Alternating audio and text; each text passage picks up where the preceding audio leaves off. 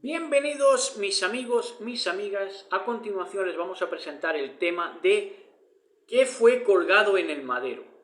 Y para empezar a explicar, pues vamos a tomar de donde lo dice, que es de Colosenses 2:14, que lo vamos a leer a continuación, ¿verdad? Pero tenemos que partir de que todo lo que se dice tiene un peso y lo que se escribe tiene más peso todavía. De manera que esto que para mucha parte de la religión ha sido evangelismo, el evangelismo de la cruz de Cristo, como se ha conocido, pues no es para predicarlo a la ligera. Y tanto es así que Shaul Pablo, el discípulo a las naciones, quien presentó las buenas nuevas a las naciones, se cuidaba de elegir las palabras exactas. Por eso tenemos sus cartas. Porque en sus cartas él no era un evangelista a ver qué le afloraba el día que predicaba, para dar lo primero que se le ocurría, dejándose inspirar, ¿verdad? Como hacen hoy, como han hecho hasta hoy. No, Shaul sabía que tenía que escoger las palabras exactas, comedidas, para explicar lo que tenía que explicar, porque lo que se explica, en este caso, lo que se va a explicar de qué fue colgado en el madero, no es baladí, no es un asunto para ver qué te surge en ese día, no, es un asunto para tenerlo preparado y bien escogidas las palabras. Por eso los indoctos y los inconstantes torcerían las palabras de Pablo, como profetiza también Pedro, Kefa, ¿verdad? Entonces, esto no es para predicarlo a las asambleas a bote pronto, ahí a ver qué se te ocurre en ese día. No, esto tiene que ser primero preparado, ¿verdad? Escogido, selecto, como todo lo que haces para Elohim, tiene que estar en la excelencia de lo escogido, en la excelencia de lo preparado, de lo apartado, que es en verdad el significado de santo. Entonces empezamos leyendo Colosenses 2:14 para enterarnos de qué fue colgado en el madero. Dice así en el 2:14 de la epístola de la carta a los Colosenses, dice así, Pablo: canceló, refiriéndose a Yahshua HaMashiach, dice, canceló la nota de cargo que había contra nosotros. Había una nota de cargo, o sea, que alguien, un poder adversario, diablo, ¿verdad?, se encargaba de anotar, ¿verdad?, desfavorablemente para nosotros. Entonces, había unas notas de cargo, pero esas notas de cargo tenían una base legal. Dice, sigo leyendo, canceló la nota de cargo que había contra nosotros. ¿Cuál? La de las prescripciones con sus cláusulas desfavorables. Había cláusulas que nos eran desfavorables, pero todo era un acuerdo legal de compraventa. Y la quitó. Esas prescripciones, esa nota de cargo con esas prescripciones con cláusulas desfavorables para nosotros, las quitó Yahshua HaMashiach de en medio, los sacó de circulación. Esas notas que había contra nosotros, que encerraban cláusulas, prescripciones desfavorables, lo quitó de en medio y lo clavó. Eso que nos era contrario, lo claveteó en el madero. Entonces, ¿qué fue colgado en el madero? Las notas contrarias, las cláusulas que nos eran desfavorables. Hay un concepto que es concepto clave para la enseñanza de hoy, que es el Sefer Keritut. Keritut es el Sefer Keritut, la carta o el libro de divorcio. Es que hay que saber de Torá. Porque ya digo, si eres un evangelista que dices a ver lo que te aflora por la boca en ese día que predicas, pues claro, puedes hablar de lo que tú quieras, pero tienes que basarte en la palabra de poder. Y la palabra de poder tiene una base, que es la Torá. A partir de ahí, echa a andar. Entonces tienes que entender, para entender esas cláusulas que nos eran desfavorables, para entender esas notas que había contra nosotros, de prescripciones que había contra nosotros, tienes que entender lo que es la carta de divorcio, la Sefer Keritut, o carta de divorcio. La Sefer Keritut de la raíz karat, que significa talar o cortar. Keritut, Sefer Keritut, Sefer es libro, Keritut, divorcio. Y Keritut, divorcio, viene de la raíz karat, que significa talar o cortar, pero también hacer un pacto. Las dos cosas engloba la raíz de Keritut, que es karat. Viene de karat, Keritut, divorcio, viene de karat, que significa cortar, talar, pero también hacer un pacto. Entonces, vayamos allá donde implícitamente se refiere esa escritura de Colosenses 2.14 que acabamos de leer. Entonces nos vamos a Deuteronomio 24, 1 al 4. Esto, por supuesto, lo han mal estudiado, porque debería haber esa cita de referencia en el Brit Hadashah, en el Nuevo Testamento, en lo que es Colosenses 2.14, debería haber una referencia para entender lo que es el Sefer Keritut de Deuteronomio 24, 1, 2. Pero sin embargo no la hay. ¿Por qué? Porque los evangelistas no estaban pensando en eso. Estaban pensando en ensanchar la boca. A ver lo que se les ocurría, soltar por la boca, ¿verdad? No, luego decían que palabra, sola escritura, ¿verdad? Empezó el evangelismo así, sola escritura. Pero oye, si pasas de la escritura, si no quieres escritura, si no quieres por no querer, no quieres ni Torá, pues imagínense, ¿no? Entonces dice, 24, 1 al 2.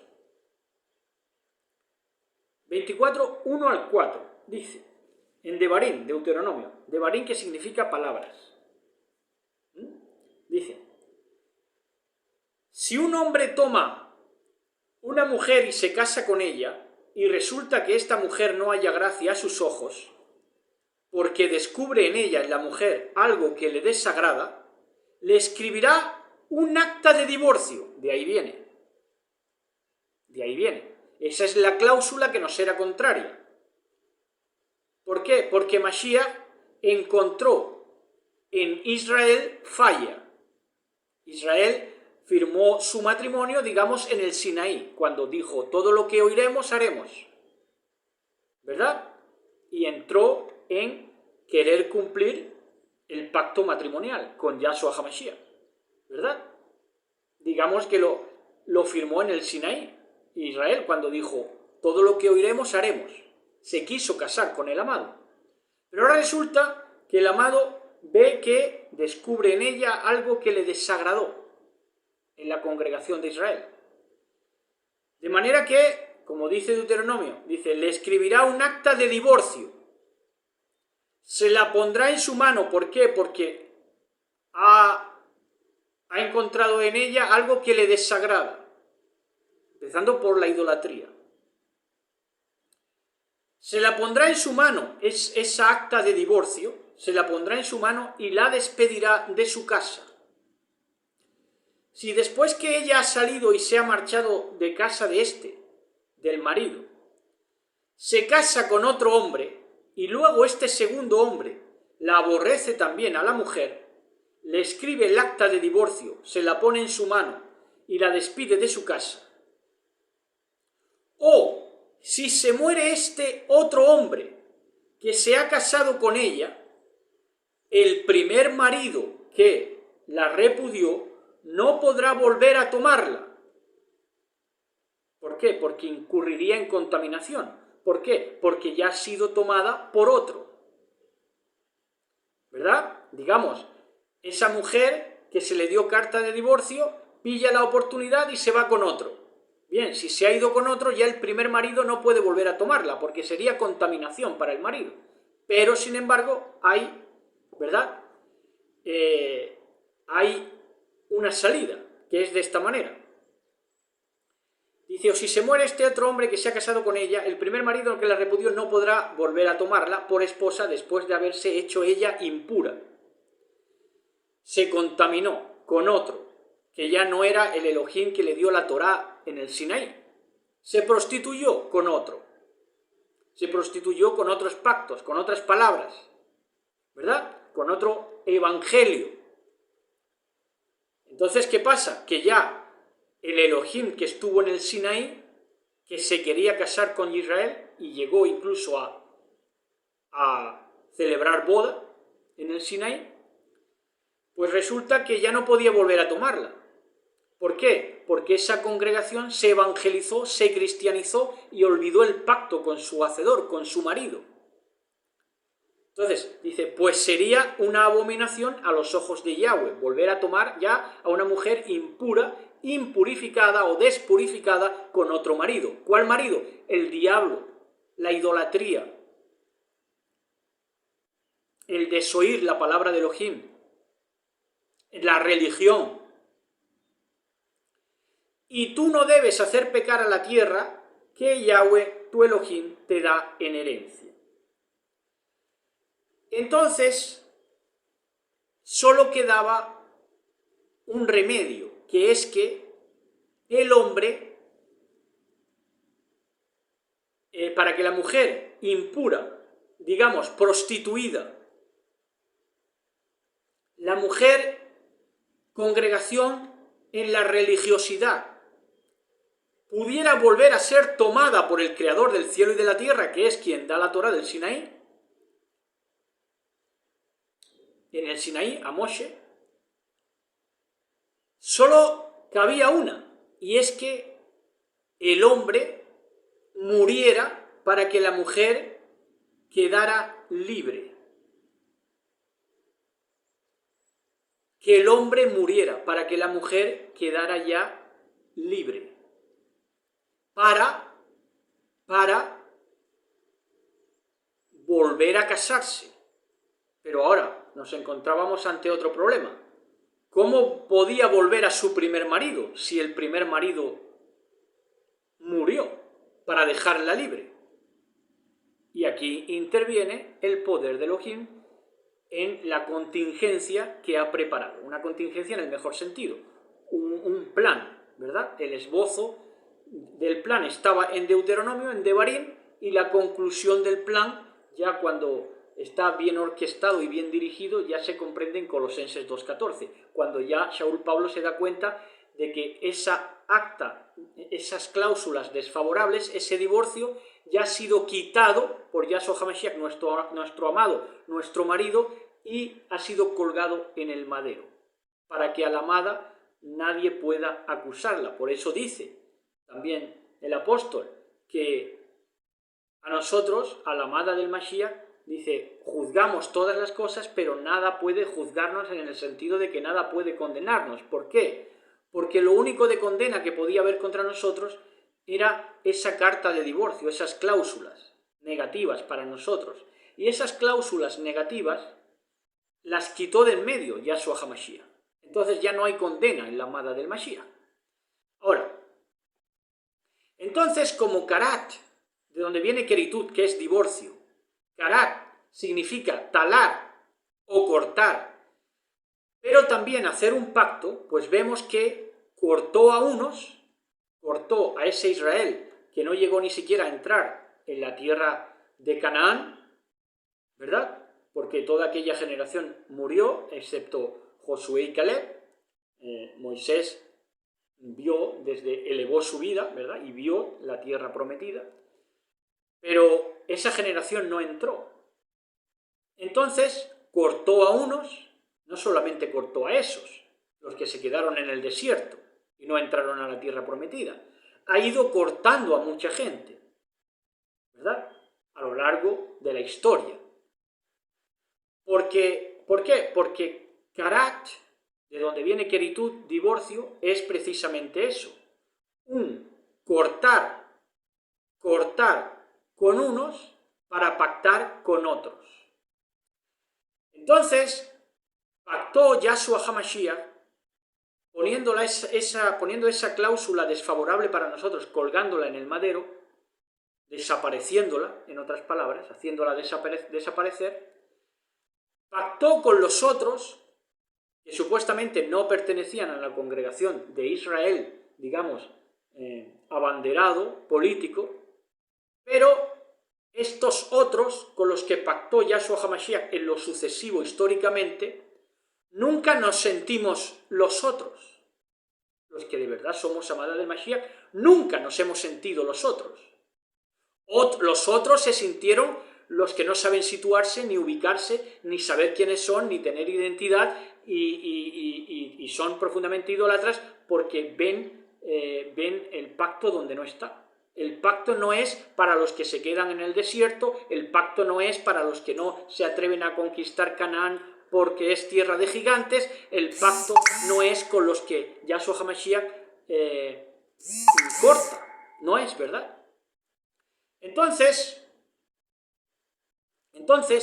queridos amigos, queridas amigas, entonces nosotros, los que sí entramos, los que sí nos abrazamos del pacto, los que sí creemos en el pacto de su sangre, en el cual removió esas actas contrarias contra nosotros, nunca nos sentimos los otros, sino que nos sentimos los escogidos karat de pacto, no karat de cortados, no karat de talados, no, nos sentimos escogidos de karat pacto. Y entonces, con los que no renovaron fuerzas ni fueron alentados en lo sucesivo en la historia por la muerte del marido que posibilita que la mujer quede libre y pueda el marido volver a tomarla cuando el marido resucita, cuando se vivió que gente que quería entrar en el pacto en el madero, en el pacto de la cruz, como quieran llamarle, pero sin embargo no renovaban sus fuerzas, ni fueron alentados por la muerte del marido cuando fue resucitado, ¿qué se les hizo? Karat de cortados, porque siguieron sin querer entrar en el pacto, para creer en la muerte y resurrección del Mashiach y creer en que ya no son otros, y que Yahshua HaMashiach es el marido que puede volver a tomarla legítimamente, a esa amada que se había contaminado. Por lo tanto, ya la amada se encontraba ante la oportunidad de ya no volver a ser impura, no volver a contaminarse con religiones, con cosas que no formaban parte de ese contrato matrimonial original que se dio en la Torá, en la Torá que se le da a Moshe, ¿verdad? Y que fue expresada a la perfección por Yahshua HaMashiach, cuando remueve las cláusulas contrarias. Ahora, entonces, quien no es alentado para vivir, cuando no te viene el aliento para vivir por la muerte del marido de Yahshua HaMashiach, aun cuando Yahshua HaMashiach es resucitado, entonces los que no se sienten alentados, inspirados con esa obra magnánima, entonces karat de cortados. ¿Verdad? ¿Por qué? Porque no creyeron necesaria la muerte del esposo. Pero si es que si no creen necesaria la muerte del esposo, se les hace necesaria, ¿qué cosa? Que hubieran tenido que morir ellos. Esa repudiada, de la cual se divorció. Pero, menospreciando, si no creían necesaria la muerte del esposo, entonces menospreciaban la disposición legal del divorcio. O sea, no creían en necesaria la muerte del esposo, porque en el fondo de sus corazones menospreciaban la disposición legal del divorcio. En otras palabras, si la Torá a ellos no se lo mostraba, no podrían nunca transformarse con ese amor de amado que prefirió morir él, Yahshua HaMashiach, siendo inocente, a que muriera esa congregación, tú y yo que me escuchas, cuando nos habíamos prostituido tras otros dioses por disposiciones justas de culpabilidad para librarme del adulterio. ¿Verdad? ¿Qué es lo que estamos diciendo? Que la Torá, la disposición legal del divorcio justo que Elohim, porque Elohim nos había encontrado, Yahshua HaMashiach nos había encontrado desagradables por idólatras, lo que de verdad mostraba, lo que de verdad quería mostrarme, es el alcance de la Torá. No la ausencia de la Torá, sino lo que la Torá abarcaba. Y sin embargo, entendieron que esa muerte del esposo, que esa muerte de Yahshua HaMashiach, lo que me llevaba es a que ya no tuviera que cumplir nada de Torá. No, lo que precisamente vino a enseñarme es el alcance de esa Torá, el alcance de esa instrucción. Me la revigorizó, me la renovó, Brit Hadasha, pacto renovado, ¿verdad? Entonces, claro, por eso en verdad no creyeron necesaria la muerte del esposo, la vieron innecesaria, por eso viven de igual manera antes de que el marido muriera que después. Por eso llevan la misma vida, la misma conducta, es la misma congregación adúltera, ¿verdad? Entonces, lo que vino a mostrarme precisamente Yahshua HaMashiach es el alcance de la Torá. En otras palabras, mostrar mi adulterio y mi condición desagradable a Elohim. Si la Torá no me mostraba que yo había adulterado y que yo había sido desagradable a Elohim, nunca hubiera podido transformarme con ese amor del amado que prefirió morir él siendo inocente a que muriera yo por esas disposiciones que eran justas, legales, por mi culpabilidad para librarme de mi adulterio, que no podía nada librarme excepto que mediara la muerte del marido, esto es, Yahshua HaMashiach. ¿Para poder qué? Para poder tomarme de nuevo interviniendo su muerte. ¿Para qué? Para mi vida. Entonces, mi renovación vital y mi rendición a su incomparable amor de Yahshua HaMashiach, demostrado, no de boquilla, sino demostrado, hasta la última gota de su sangre, entonces me libraba del adulterio. Si yo me volvía a abrazar a él, para que viendo ese amor me inspirara. Y luego aparte es que me dio cobertura de los dones que derramó, ¿verdad? Llevando cautiva la cautividad, derramó dones a los hombres, ¿verdad? Se refiere el apóstol, lo define perfectamente, dio dones para capacitarnos, dones de capacitación. Entonces, claro, ahí es cuando hay una renovación vital. Ya no puedo ser el mismo. De antes que muera, de antes que el marido muera a después, ya no puedo vivir igual. Ya la renovación del mundo tendría que haber sido ya una renovación vital, ¿verdad? Una renovación totalmente, ¿verdad? Y que nos hubiéramos rendido como humanidad a su incomparable amor demostrado en el madero.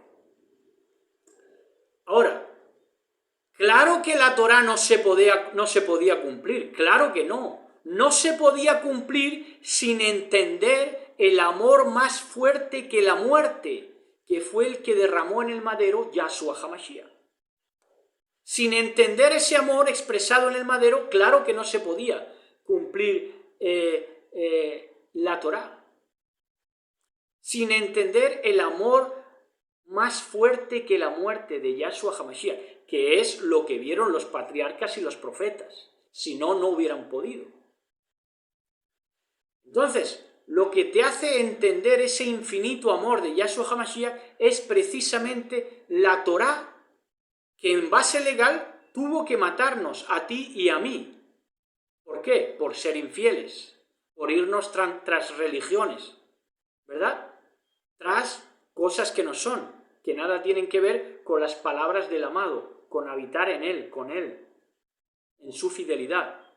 Entonces, si esa nueva oportunidad divina de unirme a él, ahora que ha muerto él en mi lugar, y me ha llevado a poder unirme a él ya resucitado, si eso se me hace gravoso, si eso se me hace esa nueva y revigorizada oportunidad de percibir la Torá a través de la sangre del Mashiach, si esa nueva oportunidad divina de unirme a él la veo gravosa, restrictiva o difícil de llevar, entonces ¿dónde me quedo? Me quedo en adulterio mortal y ponzoña de espíritu, ponzoña, veneno en el espíritu, que me llevará a la muerte de ser cortado del pueblo de Elohim. Y autoexcluido, porque quien te has excluido, desoyendo la Torá, no viendo lo grande y el alcance de la Torá en el sacrificio del Mashiach, sino creyendo que precisamente el sacrificio del Mashiach le puso punto final, entonces te has metido ponzoña en el espíritu y tú mismo te has autoexcluido de la gracia, de la gesed inagotable del madero. ¿Pero por qué? Porque volví a la maldición de no vivir Torá. Eso es una maldición. Vivir sin instrucción, vivir sin guía en el mundo es una maldición a todos los niveles. ¿Y en qué se traduce esto al día de hoy? Que cuando tú vuelves a la maldición de no vivir Torá, vuelves a un mecanismo y a una inconsciencia, que es a lo que te llevaba la religión, a lo que te llevaba el ocultismo, a lo que te llevaba toda tu vida sociolaboral, ¿verdad? Tu politiqueo. ¿Dónde te llevaba? A vivir en un mecanismo, por inercia, inconsciente. Cuando la Torá es para brindarte, ¿qué cosa? Consciencia. Para estar despierto, ¿verdad? Para despertar a la verdad. Entonces, claro, en lugar de hacer teshuvá, a lo que te volviste, con mucho respeto para la madre del Mashiach, a lo que nos habíamos vuelto, es en lugar de teshuvá, que es volvernos a la fuente de la vida, ¿verdad? A las palabras de vida, nos volvimos al mecanismo y a la inconsciencia. Si la Torá da conciencia, te da identidad, te da conciencia, te da los medios y la capacidad para gobernarte en el mundo, pues lo que hace la ausencia de Torá es que te lleva a un mecanismo y a una inconsciencia en la cual al final vas a acabar clamando que piensen por ti, como ha sucedido. Ya la gente brama que piensen por ellos, que el político piense por ellos, que el médico piense por ellos, que el pastor piense por ellos, que el cura piense por ellos, que el rabino piense por ellos, y entonces te volviste a la maldición de no vivir Torá, ni aún viendo, contemplando el extremo amor de Yahshua HaMashiach en su muerte y su resurrección. Entonces te volviste al mecanismo, a la inconsciencia, te llevaron a brincar, te llevaron a darte golpes de pecho, a llorar, a tirarte por el suelo, pero volviste a todos menos volviste a todo menos a la teshuvá. A la teshuvá. ¿Qué es la teshuvá? La teshuvá es arrepentirte. ¿Pero qué es arrepentirte? Mucha gente transcribe teshuvá como volverte. No te vuelvas más a lo mismo. No te vuelvas más. Si el marido ha muerto por ti, te ha sustituido, cuando tú debiste morir, pero debiste morir no en un simbolismo espiritual, como le está pasando a la amada del Mashiach, sino a un nivel físico, en una realidad grosera, física. Tú debiste ser coronado de espinas, traspasado y desangrado en una cruz, en un madero. Pero sin embargo, Yahshua HaMashiach te libró de ello. Sí, vas a padecer juntamente con el Mashiach, pero ya de una manera espiritual. Pero te libró de una muerte física. Y tú, en lugar de ir hacia la consciencia, a que ese acto magnánimo, con esa energía vital superabundante, que lo ha creado todo desde el madero, en lugar de volverte a la conciencia, en lugar de hacerte despertar a la bendita Torá, a su palabra, a lo que nace de él, a la fuente de la vida, a lo que te fuiste es a brincar, a darte el golpe de pecho, a llorar, a tirarte por el suelo, y volviste a todo menos a la Teshuvá. ¿Qué es Teshuvá? Más allá de volverte es recordar. Teshuvá es recordar. Y hoy en día te quieren llevar a la inconsciencia y al mecanismo porque no quieren que recuerdes. Se han puesto de acuerdo para que no hagas verdadera Teshuvá. Teshuvá es recordar, y recordar por la sangre, porque le costaste sangre a Yahshua HaMashiach, hasta la última gota, que murió por ti, sustituyéndote a ti, que debiste tú morir en esa vida martirizada. A lo que debes volver en el día de hoy, te lo digo, debes volver, pero a la Teshuvá, que es recordar por la sangre. ¿Cómo se entraba en el atrio interior del templo? Con la sangre por delante, recordando la sangre. ¿La sangre de quién? Del Cordero sin mancha, Yahshua HaMashiach. Entonces, Teshuvá, arrepentirte, que esa es la oportunidad que Yahshua HaMashiach te dio, muriendo por ti en tu lugar, en el madero. Entonces lo que vas a recordar por la sangre del Mashiach, del Cordero sin mancha, el despliegue del amor más puro que ha conocido o puede conocer este mundo, ¿verdad? Esa es la Teshuvá, ese es arrepentirte, y eso es aprovechar. Eso es vivir una vida provechosa, que te aproveche el madero del Mashiach. Es el deseo de mi corazón en esta tarde. Shalom a todos, besos y abrazos. Shalom, shalom.